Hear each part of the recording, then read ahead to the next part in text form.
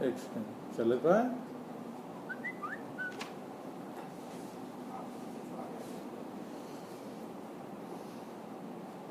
السلام علیکم ورحمۃ اللہ وبرکاتہ. بسم اللہ الرحمن الرحیم والحمد للہ رب العالمین وصلی اللہ وسلم وبارک علی نبینا محمد خاتم الانبیاء و امام المرسلین والتابعین له باحسان الی یوم الدین. ہمارے قابل احترام بزرگوں اور بھائیوں، حضرات خواتین، معزز سامعین، تحیہ السلام، صلاۃ والسلام کے بعد یہ دوسری حقیقتاً اور مقدمے سمیت تیسری کلاس یا تیسرا درس ہے شارٹ اسلامک ایجوکیشنل کورس کا. آج بروز ہفتہ یعنی سیٹرڈے کو آپ لوگ پڑھتے ہیں تفسیر، اور تفسیر صرف فاتحہ کی تفسیر ہے اور سلیکٹڈ صورتیں یا چند منتخب صورتیں جو 10-12 کے درمیان میں ہیں، زیادہ زیادہ آخری صورتیں. ان صورتوں میں سے سب سے پہلی صورت فاتحہ، اور آج کا ہمارا موضوع ہے تعوذ. تعوذ جب بولا جائے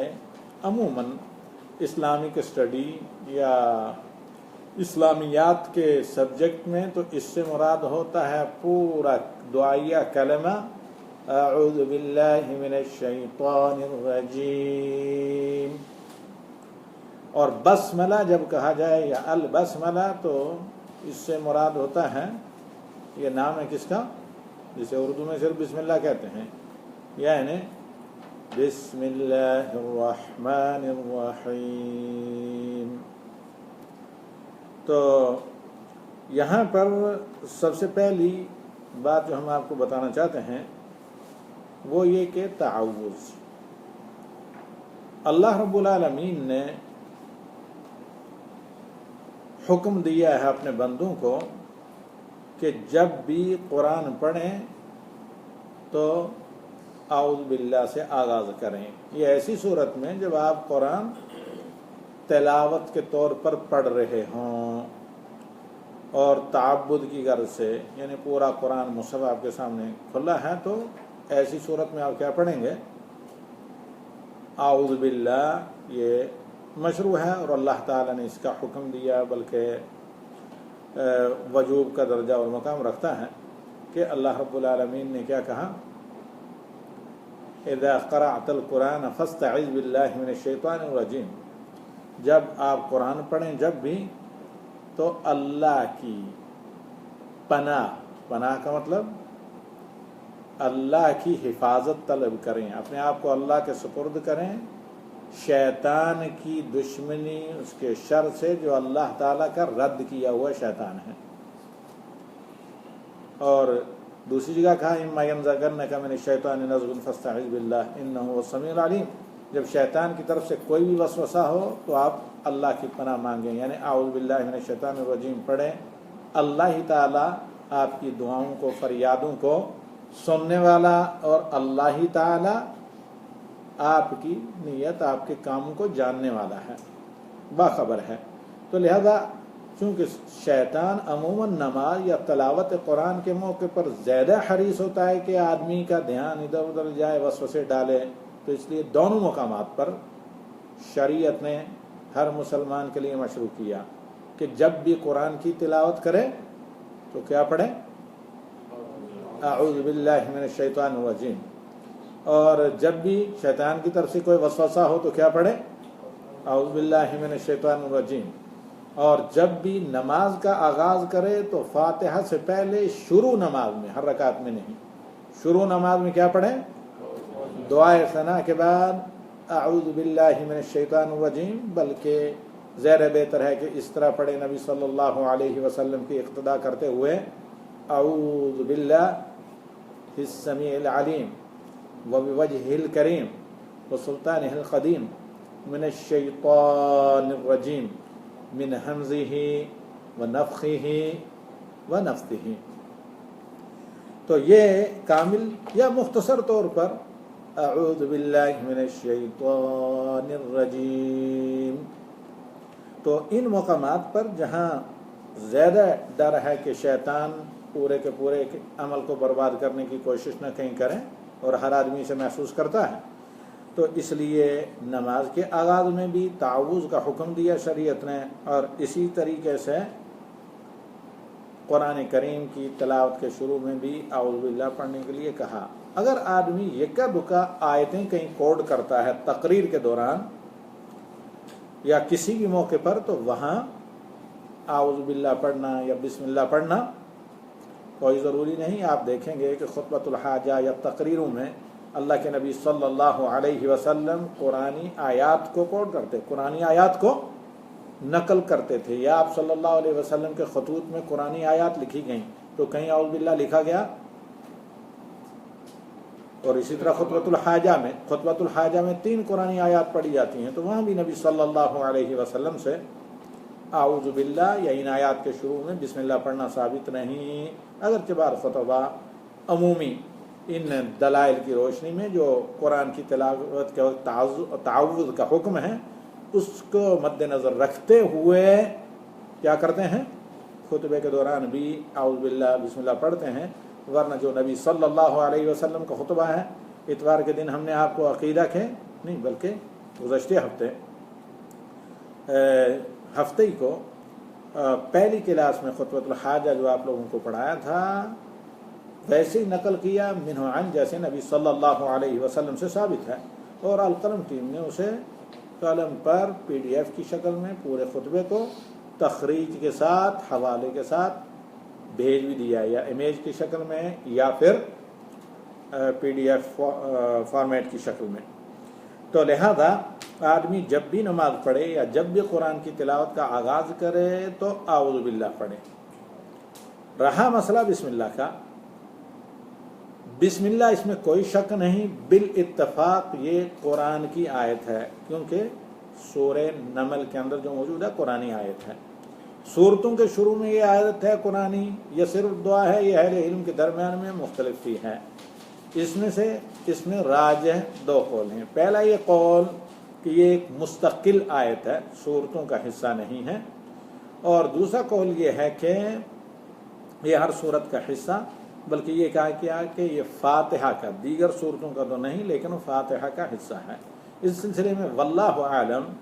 زیادہ راجح یہ بات معلوم ہوتی ہے کہ یہ ایک مستقل آیت ہے، جیسے کہ سورہ النمل میں ہے، اور اس کا کسی صورت کے ساتھ تعلق نہیں، لیکن فاتحہ کے شروع میں چونکہ اللہ کے نبی صلی اللہ علیہ وسلم نے پڑھی ہے، اور دیگر تمام صورتوں کے شروع میں سوائے سورۃ توبہ کے، تو لہذا تمام صورتوں کے شروع میں پڑھی جائے۔ اور فاتحہ کے شروع میں نبی صلی اللہ علیہ وسلم سے 2 طرح سے ثابت ہے، بلند آواز سے اعوذ باللہ اور بسم اللہ دونوں پڑھنا، اور آہستہ، اور زیادہ راجح اور صحیح جس پر نبی صلی اللہ علیہ وسلم کا عمل، حضرت ابوبکر عمر کا عمل، خلفائے راشدین کا عمل، اور اللہ کے نبی صلی اللہ علیہ وسلم کے جمہور صحابہ کا عمل رہا، وہ یہ کہ تعوذ اور بسم اللہ پہلی رکعت میں آہستہ پڑھیں، باقی سب رکعتوں میں اگرچہ یہ آیت ہے آہستہ پڑھی جائے، کیونکہ ہمیں اتباع رسول کا حکم دیا گیا ہے کہ نماز ویسے ہی پڑھیں جیسے نبی صلی اللہ علیہ وسلم نے پڑھی، آہستہ پڑھیں، اور پھر الحمدللہ رب العالمین سے بلند آواز کے ساتھ نماز کا آغاز کریں۔ اور یہ تفسیر پڑھانے کا مقصد یہی ہے کہ ہم اور آپ شروع سے لے کر جب دل میں نماز کی نیت کر کے تکبیر تحریمہ کے لیے اللہ اکبر کہہ کر ہاتھ اٹھائیں کانوں کے مقابل یا کانوں کے لو کے مقابل قبلہ رخ اپنی انگلیوں کو ملا کر، تو ہمیں معلوم ہو کہ یہ لفظ اللہ اکبر جو ہم کہہ رہے ہیں تو کیا ہے، نماز پڑھ رہے ہیں تو کیسے پڑھنی چاہیے، تعبد اللہ کأنک تراہ فإن لم تکن تراہ فإنہ یراک، اس ایمان کے ساتھ، اس شعور کے ساتھ اللہ کی عبادت کرنی چاہیے کہ گویا کہ آپ اللہ کو دیکھ رہے ہیں، کیونکہ گویا کہ اس لیے کہا گیا، یعنی سپوز فرض کریں، کیونکہ حقیقتاً دنیا میں دنیاوی آنکھوں سے اللہ کو دیکھنا امپاسبل ہے، اور اگر یہ ایمانی کیفیت نہ بھی آدمی اپنے اندر پیدا کر سکے تو اس میں کوئی شک نہیں فإنہ یراک، اللہ کی نگاہوں کے سامنے بندہ ہے، اللہ بندے کو دیکھتا ہے۔ اس کے بعد آدمی جب لفظ اللہ ہو کر پڑھے تو اسے معلوم ہونا چاہیے کہ اللہ کے سوا کائنات کی ہر چیز مخلوق ہے، اللہ خالق ہے، اور اللہ سب سے عظیم تر، جلیل تر اور بڑا ہے اور سب سے طاقتور ہے۔ سب اللہ تعالیٰ کے سامنے بے بس، اللہ سب پر غالب، اور سب اللہ کے محتاج و فقیر، اللہ ہر ایک پر غنی اور قدیر۔ اس کے بعد جب آدمی تعوذ پڑھے تو باقاعدہ یہ نہیں کہ میں نے اعوذ باللہ پڑھی، بلکہ یہ پرائمری کے بچوں کو معلوم ہونا چاہیے کہ ہم اعوذ باللہ بسم اللہ پڑھتے ہیں تو یہ کیوں پڑھتے ہیں، اس کا مطلب کیا ہے۔ تو لہذا جب اعوذ باللہ آدمی پڑھے نماز میں تو اسے باقاعدہ ذہن میں، دل و دماغ میں یہ معنی ہو کہ میں اللہ وحدہ لا شریک لہ سے، جس کے حکم کی بجا آوری کے لیے اور جسے راضی کرنے کے لیے، جس کے فرائض کی ادائیگی کے لیے نماز پڑھ رہا ہوں، اس سے میں پناہ مانگ رہا ہوں، جو اللہ وحدہ لا شریک لہ اکیلا مستحق کی عبادت ہے، محبوب ہے، معبود برحق ہے، اس کی میں پناہ مانگ رہا ہوں، شیطان سے، شیطان کی دشمنی سے، اس کے وسوسوں سے، اس کی شرارت سے، اس کی دھوکے بازی سے، اس کے دغا بازی سے، اس کے جھانسوں سے، اس کے مکر سے، جو اللہ کی طرف سے شیطان مردود کیا ہوا راندہ درگاہ ہے۔ اب جہاں تک بسم اللہ کا تعلق تھا، بسم اللہ سے ہم فارغ ہوئے، رہا بسم اللہ کی تفسیر کا مسئلہ، تو بسم اللہ الرحمن الرحیم، یہ شروع میں چونکہ حرف جار ہے تو اس سے پہلے ورب یعنی فرسٹ پرسن سینگولر یا پلورل جیسے بھی لوگ ہوں، وہ کیا ہے ذہن میں رکھا جاتا ہے، لفظوں میں لکھا نہیں لیکن معنی مراد ہوتا ہے، کیونکہ جار کے لیے حرف جار جو با شروع میں عربی قواعد کے اعتبار سے اس کے لیے کسی نہ کسی متعلق کا ہونا لازمی ہے، تو لہذا جو عام آدمی کام کرتا ہے وہ محذوف ہوتا ہے۔ علی سبیل مثال، آدمی اگر پڑھ رہا ہے، جیسے ہم اب پڑھ رہے ہیں، تو بسم اللہ کا مطلب ہوگا اقرأ بسم اللہ الرحمن الرحیم، یا ابدأ القراء بسم اللہ الرحمن الرحیم، ابدأ التعلم بسم اللہ الرحمن الرحیم، اللہ کے نام سے میں پڑھائی کا آغاز کرتا ہوں، جو اللہ بہت رحمت والا، انتہائی مہربان ہے۔ لفظ رحمان میں بہت زیادہ رحمت پائی جاتی ہے، اس لیے رحمان الدنیا کہا جاتا ہے۔ اللہ کے دشمن، اللہ کے نافرمان، اللہ کے ساتھ کفر کرنے والے، بے ایمان، سب لوگ اللہ کی رحمت کی وجہ سے بچے ہوئے ہیں، ورنہ اللہ رب العالمین لوگوں کے اعمال میں کسی کا مواخذہ کرتا تو ما ترک علی ظہرہا من دابہ، تو روئے زمین پر کسی جاندار کو نہ چھوڑتا، ولیکن یؤخرہم الی اجل مسمی، لیکن جہاں تک حساب کتاب کا مسئلہ ہے وہاں تک ڈھیل دی ہوئی ہے۔ اللہ رحمان کی رحمت سب کو حاوی ہے، لیکن رحیم الآخرہ، کیونکہ آخرت میں اللہ کی رحمت خاص ہوگی اہل ایمان کے لیے، بے ایمان وہاں یا کفار، اللہ کے نافرمان محروم کر دیے جائیں گے۔ الرحمن یہ فعلان کے وزن پر مبالغہ کا صیغہ ہے، جس میں بہت زیادہ رحمت پائی جاتی ہے، سب کے لیے، مومنوں کے لیے اور کفار کے لیے، با ایمان لوگوں کے لیے، بے ایمانوں کے لیے، اپنوں کے لیے، دشمنوں کے لیے، نیکوں کے لیے، بروں کے لیے، سب کے لیے رحمت۔ اور الرحیم فعیل کے وزن پر صفت مشبہ کا صیغہ ہے، جس کا معنی بھی ہے بہت زیادہ رحمت والا، لیکن یہ رحمت خاص کس کے لیے؟ اہل ایمان کے لیے، اس سے کم۔ اللہ کے نبی صلی اللہ علیہ وسلم نے صحیح حدیث میں فرمایا، پہلے میرے میرے خیال میں قلم میں ہیں اس طرح کے آڈیو کلپ، جن میں نے کافی تفصیل سے تفسیر بیان کی ہے سورہ کہف کی شروع میں، وہ یہ کہ اللہ کے نبی صلی اللہ علیہ وسلم نے فرمایا، جیسے کہ صحیح حدیث میں آپ صلی اللہ علیہ وسلم سے ثابت ہے، بلکہ صحیح مسلم میں، کہ اللہ کے رسول صلی اللہ علیہ وسلم نے فرمایا صفتان للہ، اللہ کی یہ جو دو صفتیں ہیں، الرحمن الرحیم، اسی لیے لفظ اللہ کا جو ذاتی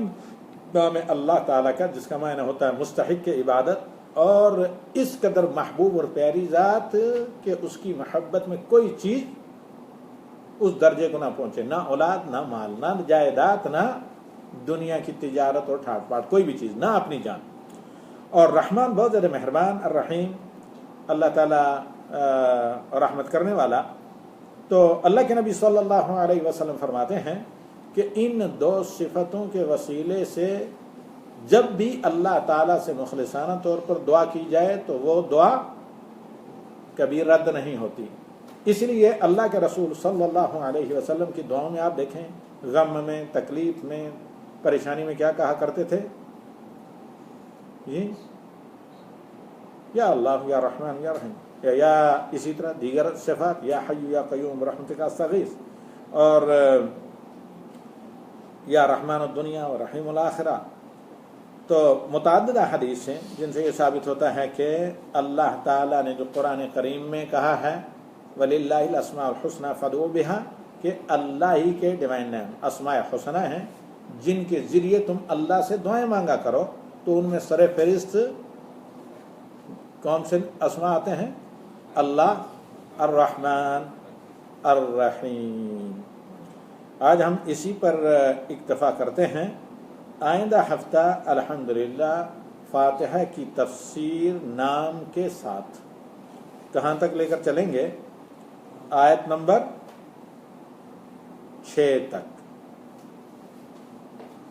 اور گزشتہ ہفتے ہی ہم انشاءاللہ العزیز فاتحہ کے ناموں کے بارے میں بھی بتائیں گے کہ اللہ کے نبی صلی اللہ علیہ وسلم نے سورہ فاتحہ کو کئی ناموں سے پکارا ہے. اس کو فاتحہ کیوں کہا جاتا ہے، سبب تسمیہ کیا ہے، ان تمام چیزوں پر انشاءاللہ العزیز روشنی ڈالیں گے ہم آئندہ ہفتے کے روز. اس درس میں یہ شروع کے دروس ہیں جس میں ہم ذرا تھوڑا تھوڑا پڑھا رہے ہیں، تو آگے آپ کو کافی فاسٹ انشاءاللہ چلنا پڑے گا تاکہ لیمیٹڈ وقت کے اندر آپ اپنا یہ کورس مکمل کر لیں. تو جب تک لوگ ذرا کچھ اور قافلے کے ساتھ مل جائیں اور لوگ ذرا عادی بھی ہو جائیں تو اس لیے ہم سمجھتے ہیں کہ وقتی طور پر پہلے ہی گیر میں چلا جائے.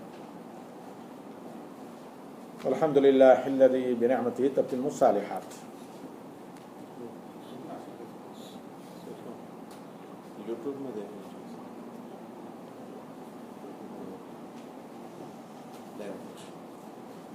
ذرا بند کریں، سیو کر لیں جب تک یہ بھی ہوتا ہے.